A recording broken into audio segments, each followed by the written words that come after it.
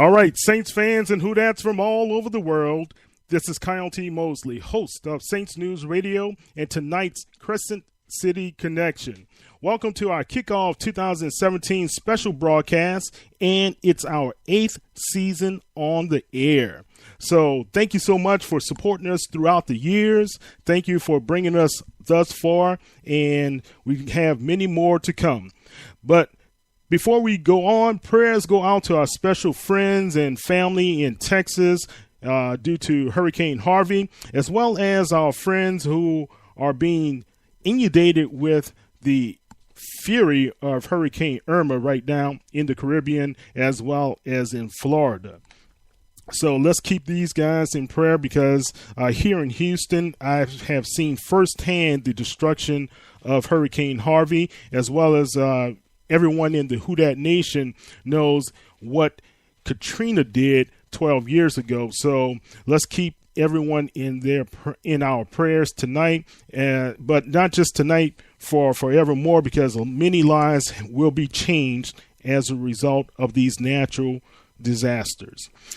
Well, this is one of the most pivotal years for the New Orleans Saints and head coach Sean Payton, as well as the future Hall of Fame quarterback Drew Brees. After the team completed its third straight 7-9 season, many in the Whodat Nation had to wonder if the tandem of Brees and Payton can be able to bring home another championship trophy to the Whodat Nation. Brees is in his final year of his contract, and there are many who wonder if the Saints would ever give him another extension. And if another subpar season from Sean Payton and the New Orleans Saints goes in the record books, will it be goodbye Felicia to Sean Payton? You know, he is the most successful head coach from its infancy in the franchise history, but like for most diehard fans, the team is in Wonderland. So we need to wonder what's going to happen, and hopefully tonight we can be able to shed some light with you in the Whodat Nation what's going to happen with the team in the regular season. But you know, one thing that really had me encouraged was the team's defensive play in the 2017 preseason games. Well, we have a great show planned for you tonight. We have special guest Mike Detillier, Saints as well as NFL analyst for many years. We have John Hendrix, the editor and managing partner for the Canal Street Chronicles. He will be joining us as well as we have Barry Hirstius, our editor-in-chief at saintsnewsnetwork.com. So Barry will be joining us as well. Let's see. Well, we have Barry on the line as well as we have Remy Jones and Brendan Boylan from the Saints News Radio Krewe. As going on, Barry?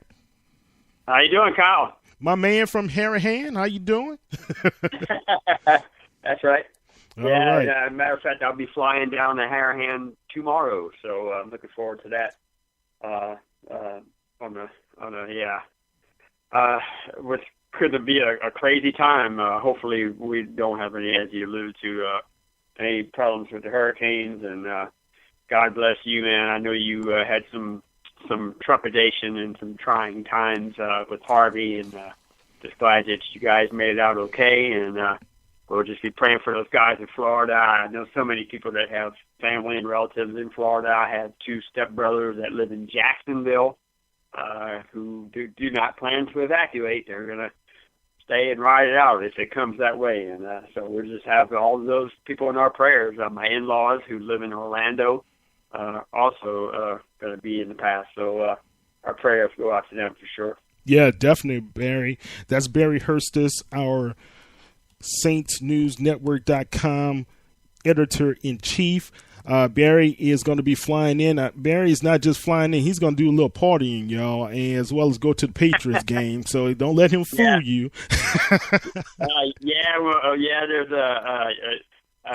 There's some Saints fans will recall when they reopened the Superdome in 2006.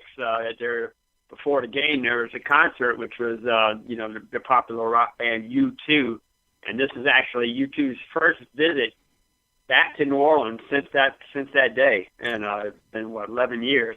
And so as a birthday present, my brother surprised me with some tickets to the concert. And he was with me at that Saints game in 2006 when Steve Gleason had the block punt, the famous game that, led to him having a statue in front of the Superdome and all that stuff that's associated with Steve Gleason and his foundation. And so it's kind of exciting to kind of relive that moment and then see it, see those guys again 11 years later. And they look the same. They never age.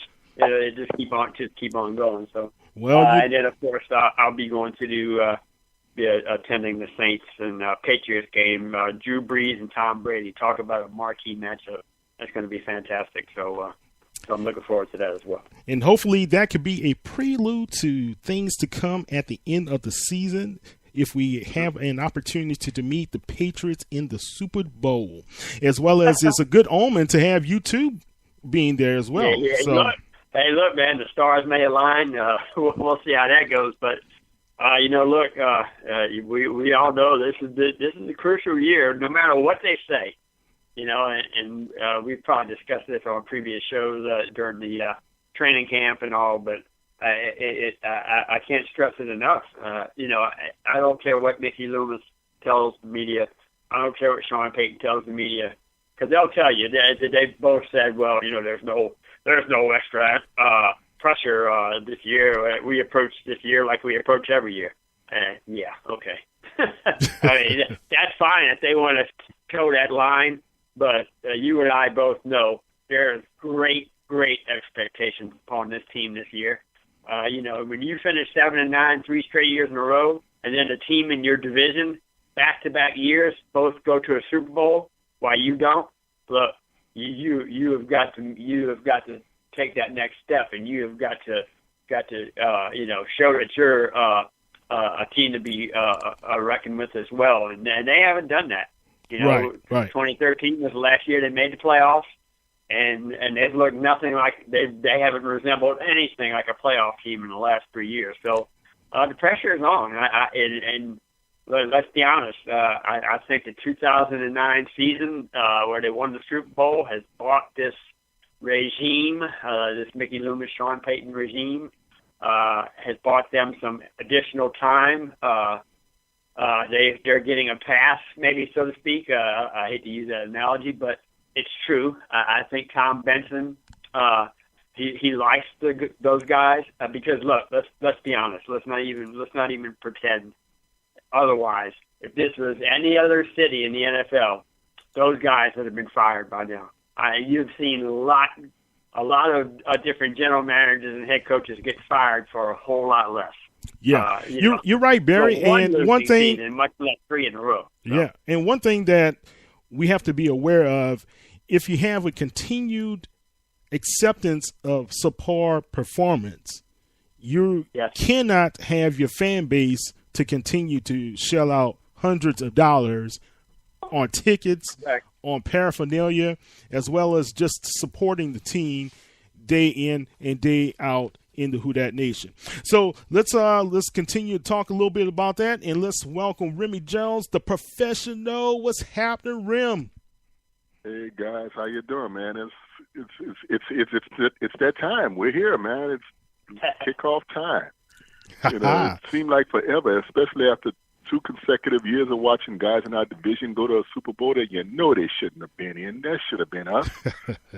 So I'm hoping we get it right this year, man. Let's right this ship. But like you say, 3 years at 7-9, I don't care what they say. This is a crucial year. It's either do it or, like they say, do or get off the pot.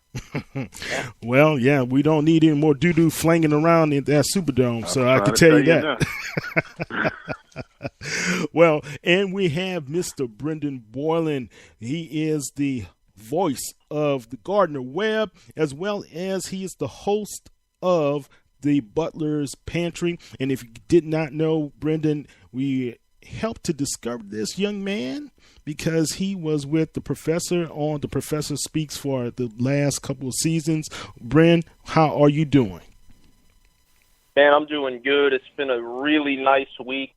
Gardner-Webb opens up their football schedule earlier this week. Took a loss to North Carolina A&T. They have their big FBS opponent in Wyoming this week with Josh Allen, who's highly regarded as a top 10 pick in the draft, so that'll be fun. Unfortunately, not traveling with the team out there. I'll actually be in Atlanta this weekend.